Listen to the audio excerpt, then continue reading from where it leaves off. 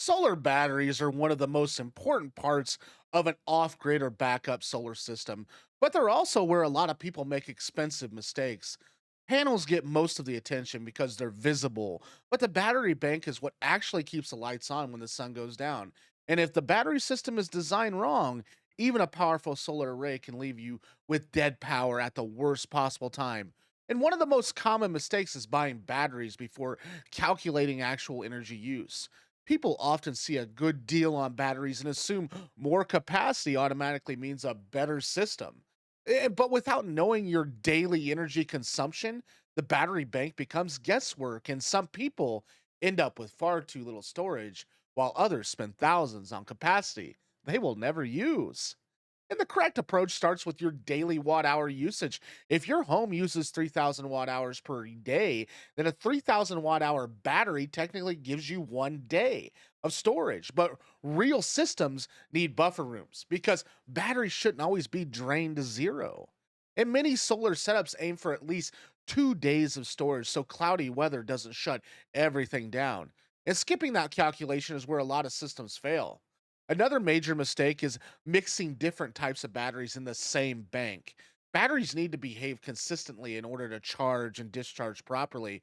If someone combines old batteries with new ones or mixes different brands or chemistries, the weaker battery often drags down the entire system instead of getting the full capacity they paid for. And the system performs unpredictably too.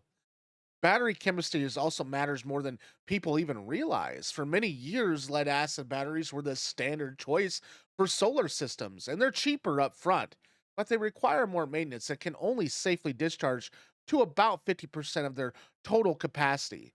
And if you want them to last, lithium batteries, on the other hand, can typically discharge much deeper and last far longer, but they cost more initially.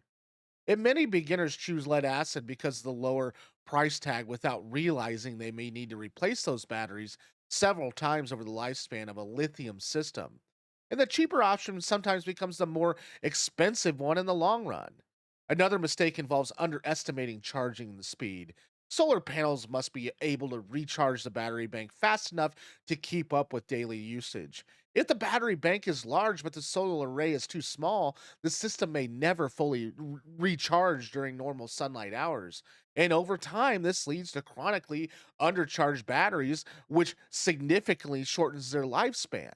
And the situation happens more often than people think. Some installs a large battery bank expecting longer backup times, but the solar panels simply can't refill that storage quickly enough. And temperature is another factor that many do it yourself builders overlook. Batteries are sensitive to extreme temperatures and especially cold environments. And some lithium batteries cannot safely charge below freezing temperatures. If they are installed in an uninsulated shed or outdoor cabinet during the winter, performance can drop dramatically or charge may stop entirely. And the best battery installation are usually placed inside insulated spaces like utility rooms, garages, or dedicated battery boxes where temperatures stay relatively stable. There's a short story that shows how easily this mistake happens. A cabin owner installed a solar system with lithium batteries stored in a small outdoor box behind the building. Everything worked perfectly through the summer months, but when the winter arrived, the temperatures dropped below freezing and the battery stopped accepting the charge. The owner thought the entire solar system had failed when the real issue was simply temperature protection built into the batteries. And once the batteries were moved inside the cabin, the system worked flawlessly again. And another common error is skipping proper battery management systems too. Lithium batteries especially rely on battery management systems, often called BMS units, to protect against overcharging, over discharging, and overheating. Quality batteries include these systems built in, but some do-it-yourself setups attempt to assemble battery banks from raw cells without proper protection electronics. And that shortcut can create serious safety risk and reduce battery lifespan dramatically. Improper wiring is another issue that causes major problems in solar battery banks. When multiple batteries are connected together, they need balanced wiring so that each battery charges and discharges evenly. If one battery carries more load than the other, it will wear it out much faster and create imbalances throughout the entire system. Equal cable lengths and proper bus bar connections are simple solutions that keep current distribution evenly across the battery bank. Another mistake people make is ignoring inverter load spikes. Many appliances draw more power during startup than during normal operations, like the refrigerators, the pumps, and power tools often create brief surge loads that are several times their running wattage. If the battery bank or inverter can't handle these short bursts of demand, the system may shut down, even though the average power usage seems well within the limits. Designing for these peak loads prevents frustrating system interruptions. And monitoring is another area where many systems fall short. Without accurate battery monitoring, it's difficult to understand how the system is performing. Voltage alone doesn't always tell the full story of battery charge levels, and good battery monitor tracks energy flowing in and out of the system so you can see exactly how much capacity remains. And these monitors tools can help identify problems early before they become expensive failures. And another big mistake is assuming batteries last forever. Every battery has a life cycle, which refers to the number of charge and discharge cycles they can handle before its capacity starts declining.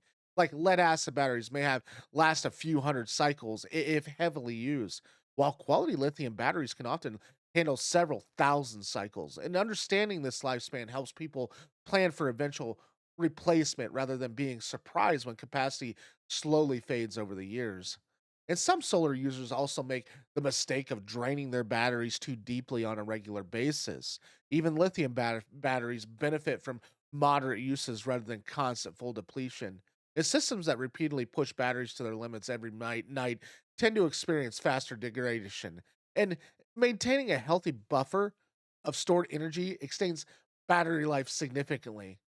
Expansion planning is another overlooked area. Some people install small battery banks with plans to add more later, but they don't consider capacity. Adding batteries months or years later can be tricky if the original batteries have already aged. Difference in charge levels and wear can create imbalances with the system. Planning the full system size ahead of time, even if you expand gradually, helps avoid these complications. And another small but important detail is ventilation. While lithium batteries produce very little gas, traditional lead acid batteries can release hydrogen during charging. Proper ventilation prevents gas buildup and ensures safe operation. And even though solar battery systems are incredibly reliable when designed correctly, these small mistakes can dramatically affect performance. And the good news is that most of those problems are completely avoidable with careful planning. And when the batteries are properly sized, stored in stable temperatures, wired correctly, and charged consistently, they become one of the most dependable parts of a solar system. A well built battery bank quietly stores energy all day and releases it all night without you even thinking about it. And when the sun goes down or the grid goes offline, those batteries are the reason your lights are staying on. Thanks for watching. If you enjoyed today's video, check out this video to the right. And also, if you found some value to this video, please subscribe. I would highly appreciate it. Otherwise, we can't continue to do what we do here, and we need you on the team. Thanks for watching. We'll check you on the next one.